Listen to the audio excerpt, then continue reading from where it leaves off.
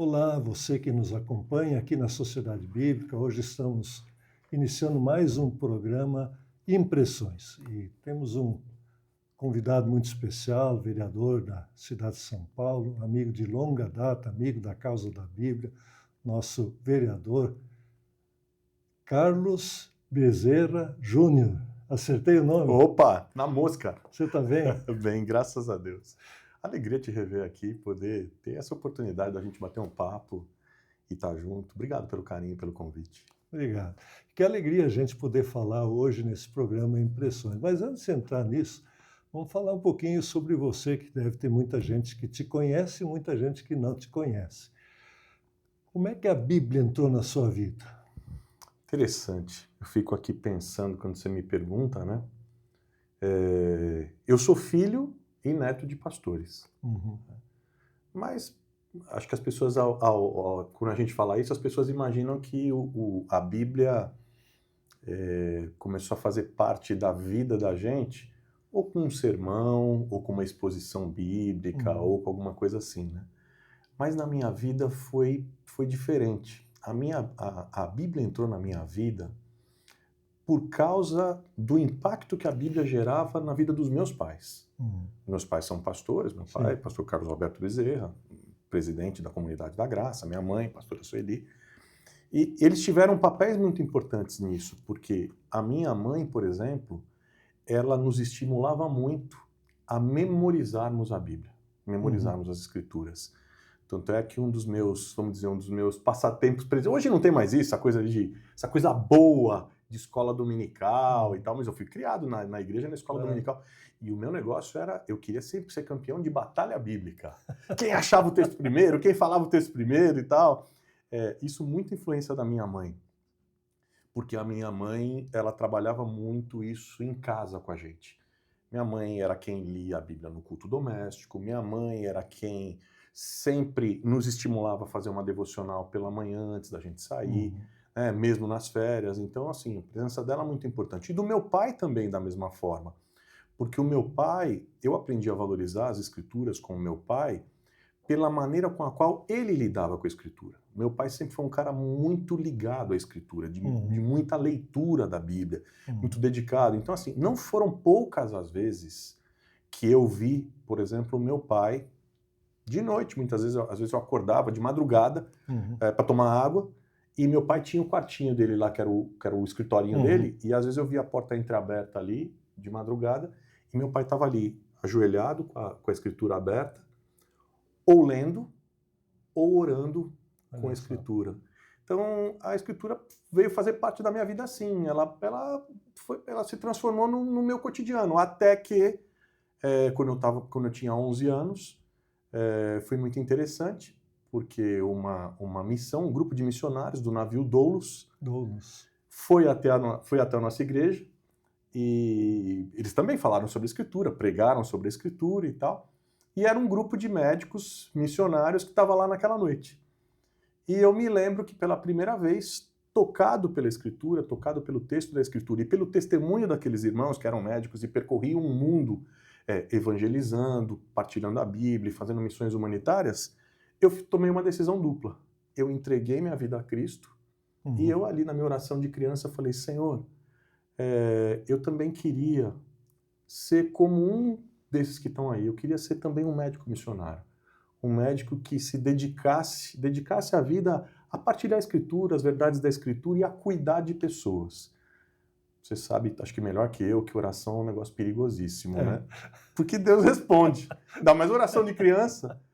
E tanto de anos depois, acabei indo para a universidade, e aí, movido também pela Escritura, passei a me dedicar à atividade, ao serviço social, a movimentos comunitários de saúde, e aí foi o decorrer. A partir daí, por causa da Bíblia, da leitura das Escrituras, uma leitura renovada, que a Escritura me provocava ao serviço, né?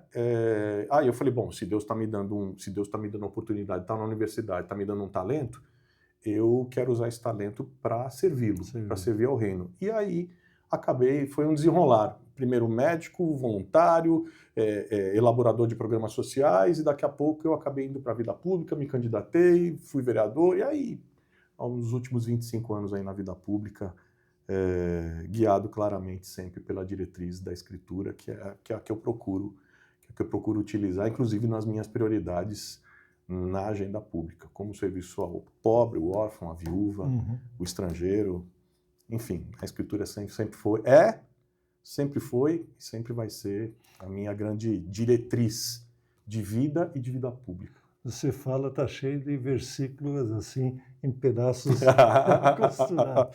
Tem algum versículo da Bíblia que você gosta particularmente? Deve ter mais de um, mas Tem. Algum que você se lembra? Tem alguns que me marcaram, né, que foram importantes, desde a minha infância, quando eu memorizava a Escritura. Eu me lembro da minha infância, da primeira vez que eu sublinhei, logo que eu aprendi a ler e escrever com a minha avó, que era outra... A minha avó também era uma amante da Escritura. Na Bíblia.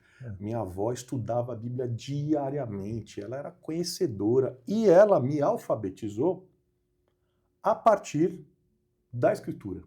Eu fui alfabetizado antes de ir para a escola. E aí minha avó também me ensinou o valor da leitura da Escritura. Então eu me lembro da primeira vez que eu sublinhei, por exemplo, o versículo: lâmpada para os meus pés é a tua palavra, e luz para os meus caminhos. Né? Isso é lá na infância. Mas teve um versículo que marcou minha trajetória pública, na vida pública, que é o texto que até hoje é o texto da minha grande diretriz desde o meu primeiro mandato. Eu já tive 5 como vereador, 2 como deputado, 2 vezes secretário, mas tem um texto bíblico que me dirige. Te acompanha que eu falo que é a grande diretriz do meu mandato, que eu sempre repito para minha equipe, que é um conselho, está lá no livro de Provérbios, é um conselho da mãe do rei Lemuel para ele. Lá no capítulo 31 de Provérbios, que diz o seguinte: abre a tua boca a favor do mudo, ou em outras traduções, a favor de quem não pode falar, pelo direito de todos os desamparados, ou daqueles que não podem se defender. Abre a tua boca e julgue retamente, e faça justiça aos pobres e aos necessitados. Esse é um texto guia na minha caminhada. Eu descobri esse texto um pouco antes de me eleger a primeira vez. Quando me elegi, tinha 32 anos, eu era... Outro dia. Eu era o vereador mais jovem da Câmara, e esse texto eu me lembro que ele queimava no meu coração, porque eu sempre tive um desejo muito grande de servir ao Senhor servindo o povo da minha cidade, de servir ao Senhor servindo a minha cidade. Eu entendia a vocação pública da mesma forma que entendia, por exemplo, o reverendo John Wesley, que entendia que a cidade era a sua paróquia, né, o fundador do metodismo, que era um pastor que pregava a mensagem avivalista, descia do púlpito, ia na porta das minas de carvão dizer: isso é pecado diante de Deus. E foi um grande reformador social na Inglaterra. Não coincidentemente, seu principal discípulo, William Wilberforce, um parlamentar inglês do século XVIII, foi o responsável pela queda primeiro do tráfico dos escravizados e depois da queda da escravidão como um todo, do comércio de escravizados no mundo inteiro, né? Isso tudo fruto da Bíblia. Então, esses testemunhos, esse texto bíblico, essas histórias sempre tiveram no meu coração e elas permanecem, e eu entendo a vida pública como uma expressão, como diz eu gosto de uma fala do reverendo John Stott, quando ele diz o seguinte: a mente bíblica não é aquela que decora versículos. A mente bíblica, estou aqui parafraseando, mas a mente bíblica é aquela que pensa segundo as categorias bíblicas, segundo as categorias do reino. Completamente... Tem gente que acha que é o seguinte: eu vou chegar na vida pública, vou sair recitando o Salmo 119, porque aí com essa decoreba eu vou ter um impacto. Não. A mente bíblica, aqueles que estão na vida pública influenciados pelas Escrituras, eles fazem dos seus mandatos a expressão encarnada dos valores bíblicos. Não é à toa. Esse livro tem mais de 2.000 versículos que falam do quarteto que o reverendo Tim Keller chamava de quarteto da vulnerabilidade. O pobre, o órfão, a viúva e o estrangeiro. Mais de 2.000 versículos. E aí a gente vê muitas vezes muitos que estão na vida pública falando tanto de coisas que a Bíblia não fala, ou fala muito pouco, e não falando nada de coisas que a Bíblia fala tanto. Então, expressar as Escrituras, expressar a Bíblia na vida pública, encarnar esses valores através de leis, através de prioridades, através do cuidado com a gestante, como a gente fez com a Mãe Paulistana, com as famílias em situação de rua, como a gente fez nas Vilas Reencontro aqui em São Paulo, com acolhimento, enfim, isso é expressar os valores bíblicos na vida pública, é o que eu acredito. Eu costumo conversar com políticos, eu digo que as correntes políticas, todas elas são muito religiosas. É verdade, é verdade. Todas elas. Com seus dogmas, seus sacerdotes, suas... seus ídolos. E mesmo falam muito, às vezes, de temas não, de palavras que a Bíblia cita, fazem teologias, mas elas não são cristãs. Ou poucas vezes são cristãs. O cristianismo, ele não polariza, ele converge, e converge em Cristo. Né? Então, é tão bonito isso, essa reconciliação do ser humano é uma das palavras mais fortes. Nossa, você me disse uma palavra que eu acolhi. Vou começar a usar, vou começar a parafrasear. Quando você me disse que, olhando para a Escritura, né, você está me dizendo, Deus nos deu o ministério da reconciliação, não da polarização. E é fato, eu acredito muito nisso. E eu penso que se nós tivermos essa visão, principalmente aqueles que são cristãos e estão na vida pública, levarem isso a cabo, o ministério de reconciliação, a gente vai fazer desse país um lugar muito diferente do que ele é hoje, com certeza. Porque o que nos guia não é ideologia. Cada um tem sua ideologia e está tudo bem ter suas ideologias e tal. Agora, ideologia não substitui os valores da Escritura, os valores do Evangelho. Eu costumo dizer o seguinte, porque tem muita gente dizendo o seguinte, olha, ser evangélico ou seguir o Evangelho é ser de direita. Ou ser evangélico ou seguir o Evangelho é ser de esquerda. Ou de centro, sei lá.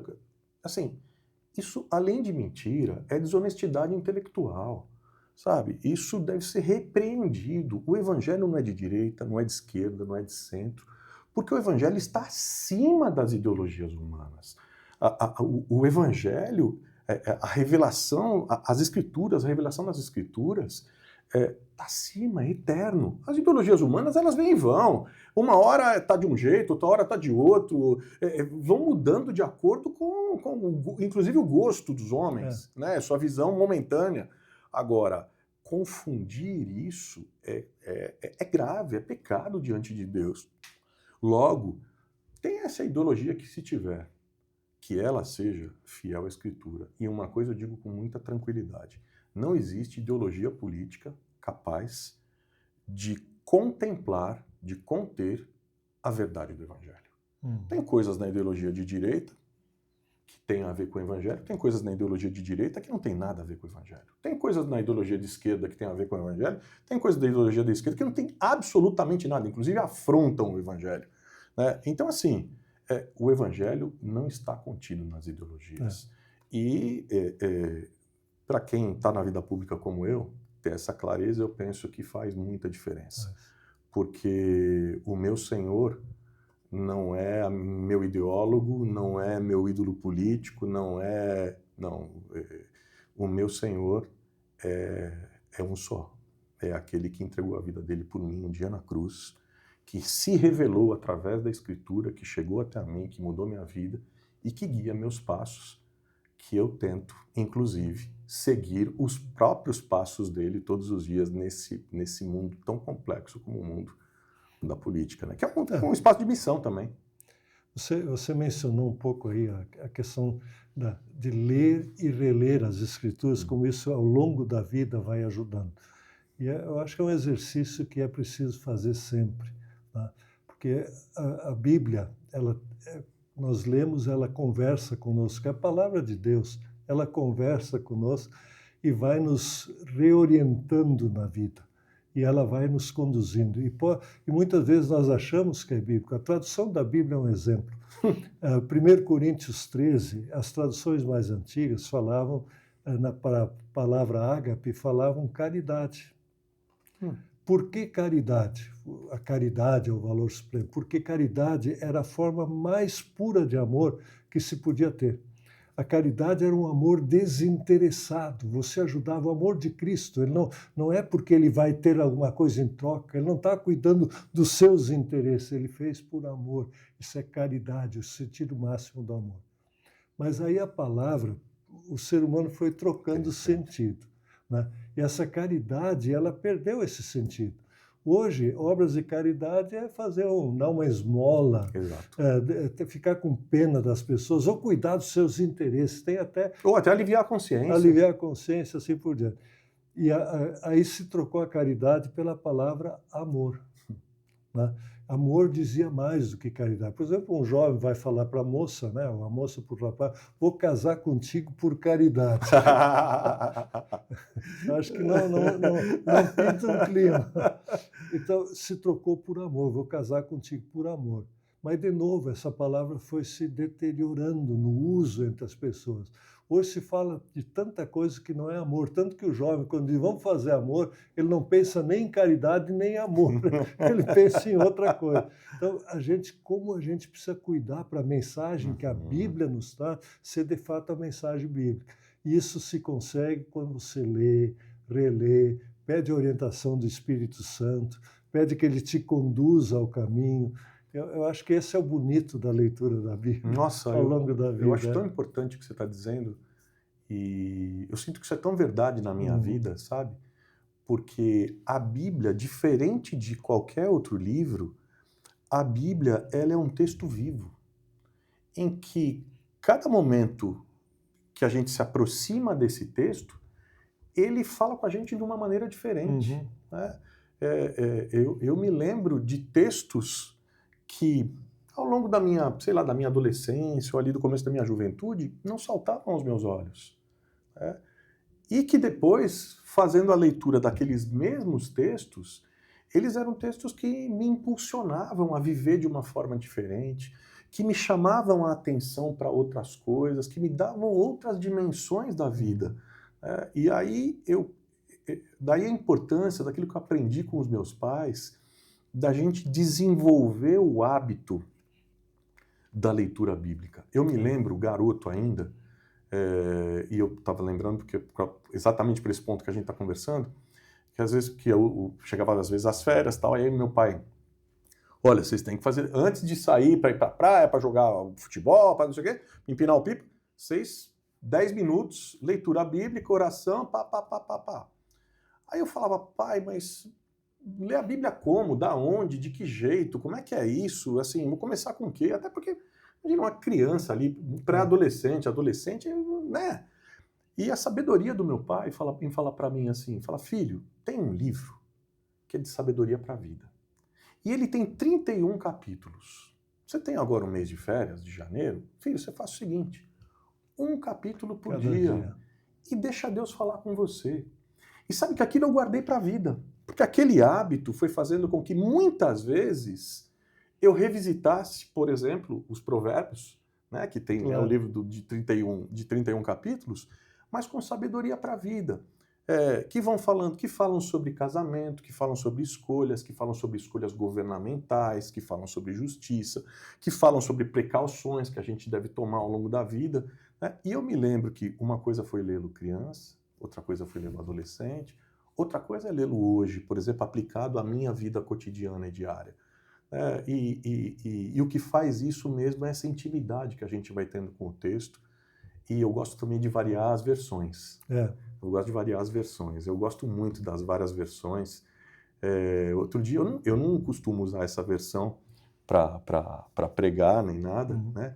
Mas eu fui chamado a fazer um casamento agora recentemente. E aí eu falei, bom, uma versão poética no casamento vai bem. E usei a versão do Eugene Peterson. Isso. Né, a mensagem. E depois que eu preguei, que eu falei ali e tal, tinha muitos não cristãos lá. Né? Eu falei, mas como que você lê a Bíblia, como você leu a Bíblia de uma forma diferente, que não sei o quê. Eu falei, não li a Bíblia de forma diferente. O texto foi apresentado de uma outra forma, assim como é nas várias versões que vocês publicam, essa aqui que está aqui, a Nova Almeida atualizada, enfim, tem tantas versões que vão se colocando, né? Mas assim, a gente tem essa riqueza que muitas vezes a gente não valoriza. De poder, sabe, transitar nas várias versões, de poder deixar a palavra falar com a gente, deixar a Bíblia, mais do que ler a Bíblia, deixar a Bíblia ler a gente. Eu gosto muito disso que você estava dizendo, muito. Tem uma Concordo versão muito. do livro de Provérbios que você falou que o pai aconselhou a ler todo dia um capítulo, que eu acho insuperável. Tem muitas versões, a gente conhece, mas ler Provérbios, esse livro, na nova tradução da linguagem de hoje, é uma experiência toda especial. Eu, quando entrego uma Bíblia, apresentei a alguém que não está acostumado a ler a Bíblia, eu levo normalmente a versão mais fácil de entender. E para pegar o cara na leitura, eu marco o livro de Provérbios e leio, o sujeito começa a ler. É a Bíblia mesmo? E é a Bíblia mesmo e fala de um jeito tão bonito. Mas nessa nossa conversa, vamos ir um pouquinho adiante. Aonde é que, no mundo de hoje, onde é que falta a Bíblia?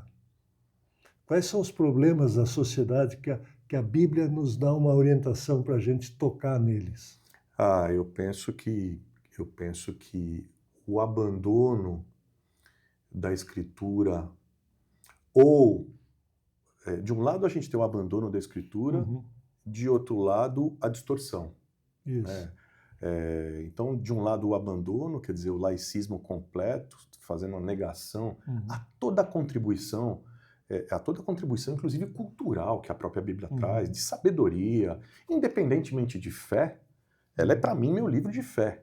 Né? Mas a Bíblia é um livro incrível, né? Com inúmeros escritores, com vários estilos, em que ela vai, mesmo que a pessoa não tenha abertura espiritual para ser tocado por ela, se encanta pela escrita. Como não se encantar pela escrita dos provérbios, ou dos cantares, ou dos salmos?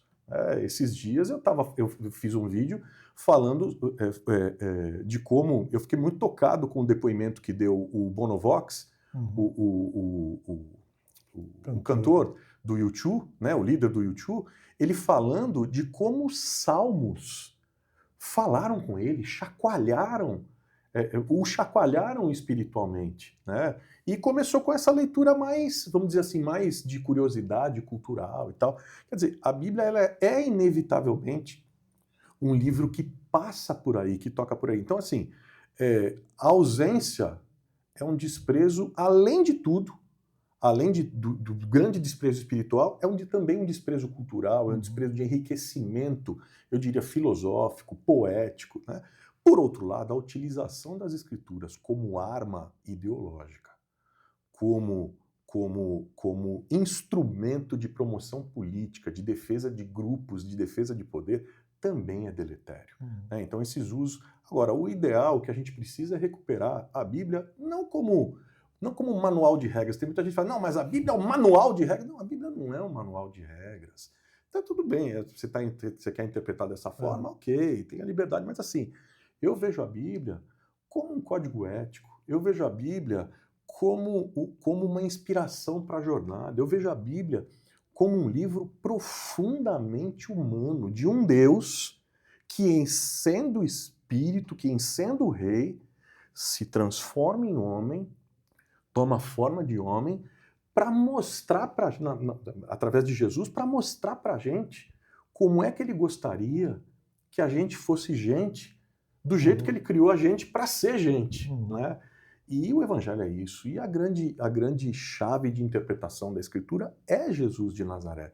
Então a gente precisa de mais a presença desse espírito bíblico do Evangelho de Jesus de Nazaré na política, no Ministério da Conciliação, na economia, na promoção da justiça, né? A Bíblia é um livro que aponta vários caminhos na redistribuição de terras, a lei mosaica lá atrás, apontando tantos caminhos. Fala-se tanto da lei mosaica, às vezes com um tom moralista, mas se esquece de tantas outras coisas, do perdão de dívidas, do jubileu, da redistribuição de terra, do cuidado com a viúva, do cuidado com o pobre. Quer dizer, a Bíblia ela tem essa riqueza e ela precisa ser recuperada, mas não como um instrumento religioso de batalha. A Bíblia não precisa ser utilizada como arma. A Bíblia precisa ser mais utilizada na nossa sociedade como pão, que pode ser partilhado, que mata a fome e que gera vida. Eu vejo assim, descendo para o dia a dia das pessoas, também como a Bíblia é necessária na família, entre os irmãos, pais e filhos e assim por diante. Casal, como a Bíblia é necessária para problemas do dia a dia, por exemplo, dependência química. Esse é um grande problema. Nossa, eu fiquei do mundo inteiro. Eu fiquei encantado com a versão que você me mostrou da Bíblia da Restauração. Despertar. Da Bíblia Despertar. Eu fiquei encantado com essa versão bíblica de vocês. O cuidado que vocês tiveram de produzir uma Bíblia voltada para o dependente químico. Eu achei incrível aquele trabalho. É uma aplicação cotidiana importantíssima, que muitas vezes a gente nem se lembra, que está aí, está à disposição. Tem outra Bíblia também, que Fé e Trabalho, né? Para o dia a dia do empresário e do operário, do colaborador, as relações de trabalho, todas essas questões, como falta a Bíblia no nosso mundo. Falta. Né? A gente vê aqui tanta Bíblia sendo feita e como falta ainda muita Bíblia chegar em muito lugar. Falta, infelizmente. E às vezes, né? Às vezes a gente vê em determinados lugares muita Bíblia no papel, pouca Bíblia no coração. No coração, é. Pouca Bíblia na mente, né? Pouca Bíblia no olhar, né? Mas a Bíblia é aquilo, o grande diferencial dela é que é um livro vivo. É impossível, eu não conheço ninguém, eu pelo menos não conheço ninguém que tenha de fato aberto o coração para ler a Escritura diante da possibilidade de ser conectado e de se conectar com Deus e que não tenha sido profundamente tocado e mudado. Eu não conheço. Tenho um amigo que ele era absolutamente cético. Totalmente cético, distante de qualquer coisa que dissesse respeito à religião, não queria saber de nada, era um crítico ao cristianismo, aos cristãos e tal. E mais um dia, assim, eu vou enfrentar esse pessoal aí, eu vou ler esse livro aí que eles tanto falam e tal, não sei o quê. E ele começou a ler a Escritura, um cara muito crítico, muito, enfim, elaborado e tal, e começou a ler a Bíblia com esse olhar. E ele conta que ele terminou a Bíblia de joelhos, né? Porque quando ele chega ali nos evangelhos que apresentam a ele Jesus, ele falou, foi impossível eu ficar do jeito que eu estava depois de ter me encontrado com Jesus do jeito que eu me encontrei. E você vê, ninguém pregou para ele, não chegou de outra forma, tal. A Bíblia por si só, o Senhor se revelou a ele. Então, a gente tem uma necessidade muito grande de que a palavra também... E uma responsabilidade, né, Reverendo Enico? Estava pensando aqui agora, conversando contigo. Que responsabilidade a gente tem? Quem foi? Será que foi o Billy Graham que disse, ou o Moody, que disse que nós somos também as Bíblias que o mundo está lendo? Né? Que responsabilidade a gente tem quando a gente apresenta a Escritura? Porque o jeito que a gente se comporta, a maneira com a qual a gente fala com as pessoas, o jeito que a gente trata quem trabalha conosco, o jeito que a gente trata os nossos alunos, o jeito que a gente trata os nossos pacientes, o jeito que a gente trata os irmãos na igreja, o jeito que a gente trata as pessoas no geral, o cônjuge, a família, quer dizer, as pessoas estão olhando para nós e falando, vamos ensinar que esse negócio de Bíblia funciona mesmo? Eu quero ver como é que funciona na vida dele. Eu talvez não entenda lendo, mas eu entendo o jeito que ele fala com quem trabalha com ele, eu entendo o jeito que ele faz negócio, eu entendo o jeito que ele vota, eu entendo o jeito que ele vive, né? Então, tem esse outro aspecto da Bíblia também, que ela O desafio é ela ir se encarnando na gente, né? E o nome desse nosso programa é Impressões, né? Então ele tem um duplo sentido. Aqui se imprime a Bíblia e hoje nós queremos saber as impressões de quem viu a impressão. Como é que foram suas impressões nessa visita de hoje? Foi muito especial estar aqui com vocês hoje. Porque, normalmente, principalmente para nós que temos a Bíblia, a gente não para pensar, em nenhum momento, como é que aquela Bíblia chegou até a gente.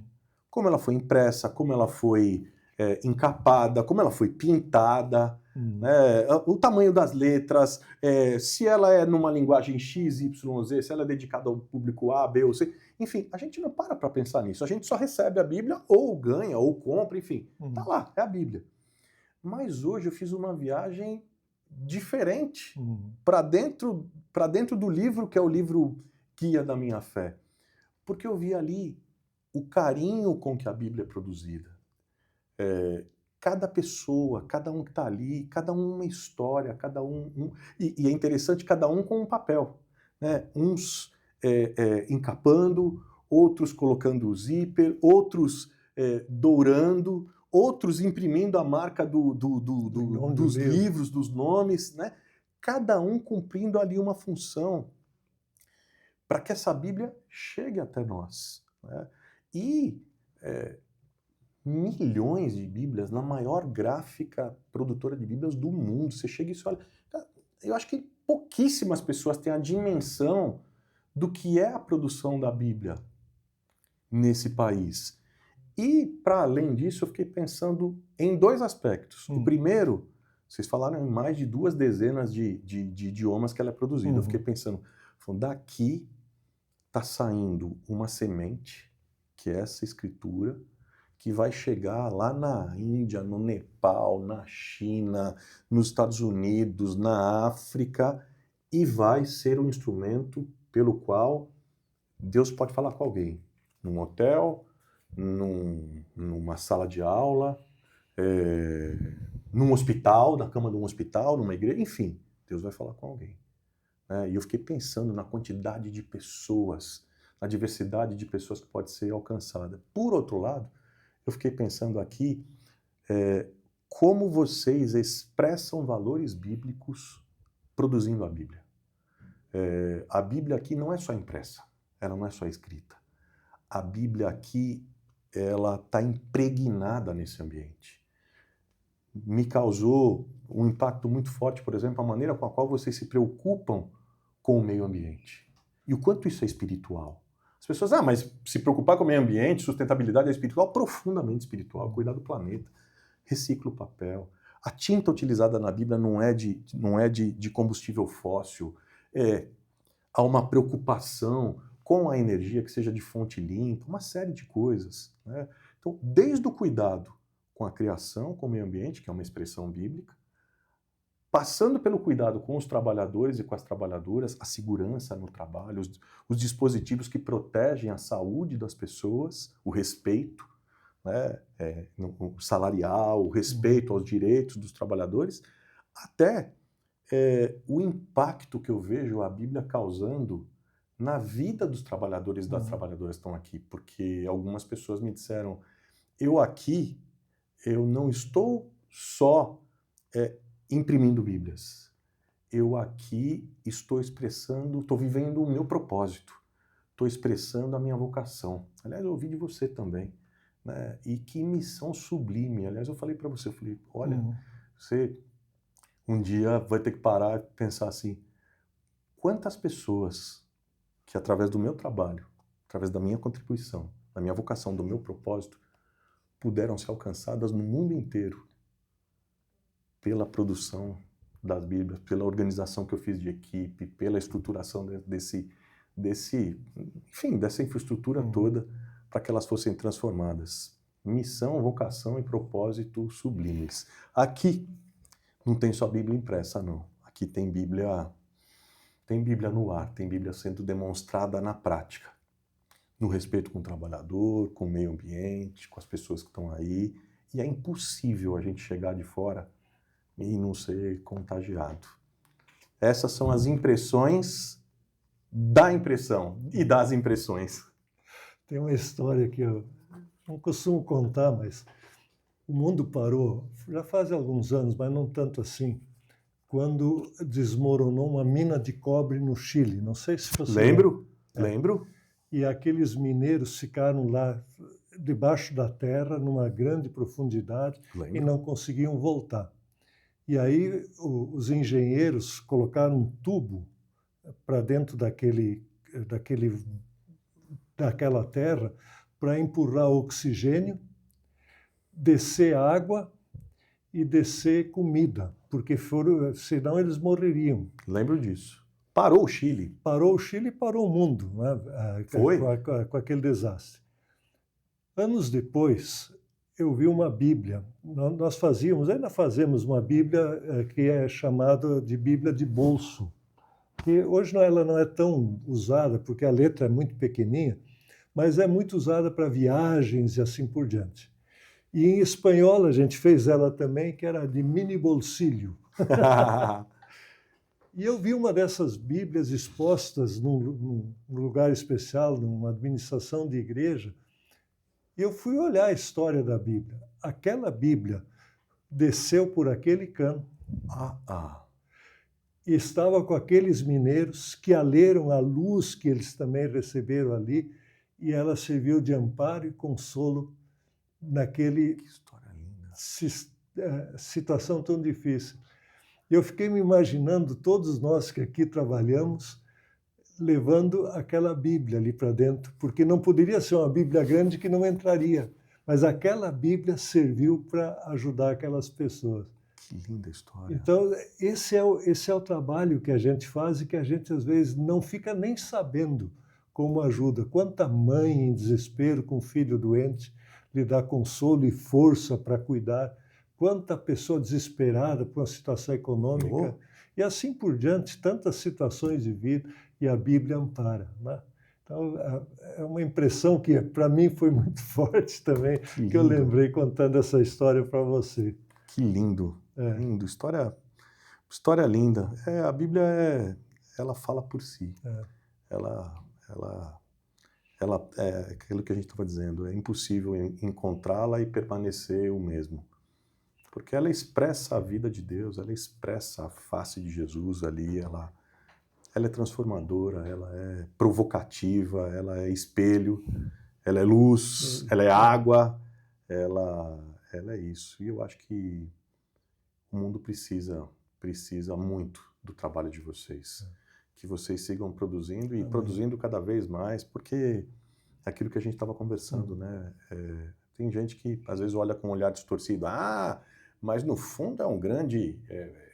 é um marketing para se vender e para não sei o quê. O objetivo está muito claro para quem chega que o objetivo de vocês principal não é vender Bíblias, e sim fazer chegar a palavra de Deus às pessoas, e sim trazer as Escrituras e torná-las acessíveis às pessoas, até os cegos. A Bíblia em Braille que vocês produzem, a forma com a qual eu fiquei encantado com a história que as mulheres que estão em situação de privação de liberdade aqui, num presídio próximo aqui, fazendo o acabamento final das Bíblias, gerando um recurso para suas próprias famílias enquanto estão no processo de recuperação, produzindo Bíblias, né, que são pessoas que também encarnam histórias bíblicas, né, de gente que errou, que falhou, como nós, e que está em processo de recuperação, está ali, está pagando a sua pena e que tem a possibilidade de um recomeço, né? E esse livro as abençoa de várias formas, no acesso que chega para que elas possam ler e no acesso que elas promovem para que outros possam ler com o trabalho delas, né? Que acaba também beneficiando as próprias famílias delas com o recurso que é produzido, enfim. É incrível. Eu saio daqui mais do que encantado, saio daqui tocado mesmo, porque é impossível também a gente vir aqui e não ver a presença de Deus nesse lugar, não ver esse lugar como um lugar promotor de vida, de bênção, de saúde para milhares de pessoas. É muito bom, de verdade. Obrigado. eu acho que todos nós ouvimos as impressões que fazer a Bíblia causou no dia de hoje. Nós queremos agradecer muito a você pelo seu tempo também, por ter aceito o convite de estar conosco. Que Deus abençoe e continue abençoando sua vida nas diversas frentes de trabalho que você como cristão tem, seja ainda no exercício da medicina, que continua sendo médico, seja no exercício da sua vocação política, seja no pastorado, que Deus continue ao seu lado, lhe abençoando, lhe protegendo, e que essa boa impressão possa lhe ajudar também na sua vida diária. Amém. Obrigado. Amém. E vocês que nos acompanharam nesse programa Impressões, muito obrigado pela companhia de vocês. Que Deus abençoe a vida de cada um e que a Bíblia cause uma boa impressão na vida de todos vocês. Um abraço.